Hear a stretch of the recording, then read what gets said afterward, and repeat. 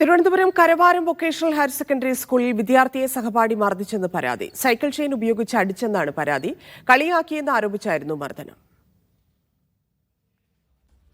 Sijo V John ചേർന്നു. സിജോ, വിവരങ്ങൾ.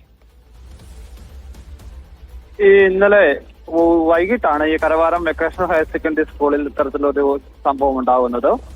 ഈ +2 വിദ്യാർത്ഥികളാണ് ഈ തല്ലിയത്.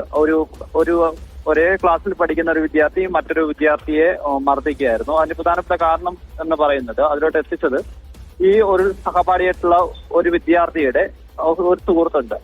ഈ സ്കൂളിലുള്ള സുഹൃത്തല്ല, മറ്റൊരു സുഹൃത്താണ്, പെൺകുട്ടിയായിട്ടുള്ള സുഹൃത്താണ്. ആ സുഹൃത്തിനെ ഈ മർദ്ദനമേറ്റയാൾ കളിയാക്കി എന്നാണ് പറയുന്നത്. അപ്പോ അതിനിടെ അത് സംസാരിക്കുന്നതിനായിട്ടുണ്ടായ തർക്കമാണ് ഈ വിദ്യാർത്ഥി മറ്റു വിദ്യാർത്ഥിയുടെ മർദ്ദനത്തിലേക്ക് പോകുന്നത്. ഈ മർദ്ദിച്ച വിദ്യാർത്ഥിയെ അയാൾ ഈ സൈക്കിളിന്റെ ചെയിൻ ഉപയോഗിച്ചാണ് തല്ലുന്നത്.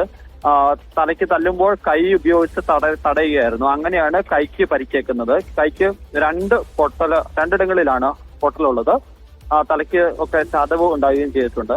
അതായത് സ്കൂൾ അധികൃതർ പിന്നീട് ഈ കുട്ടിയെ ഹോസ്പിറ്റലിലേക്ക് കൊണ്ടുപോകുന്നു. അവിടെ തന്നെയുള്ള അടുത്തുള്ള ഹോസ്പിറ്റലിലേക്കാണ് ആദ്യം കൊണ്ടുപോകുന്നത്. അതിനുശേഷം വിദഗ്ധ ചികിത്സയ്ക്കായി മറ്റൊരു സ്വകാര്യ ആശുപത്രിയിലേക്ക് മാറ്റുകയും ചെയ്തിട്ടുണ്ട്. ഈ മർദ്ദനമേറ്റ വിദ്യാർത്ഥിയുടെ രക്ഷിതാക്കൾ പരാതി നൽകിയിട്ടുണ്ട്, പോലീസിൽ പരാതി നൽകിയിട്ടുണ്ട്. അന്വേഷണം പുരോഗമിക്കുന്നുവെന്നാണ് പോലീസ് വ്യക്തമാക്കിയിട്ടുള്ളത്. ശരി സിജോ.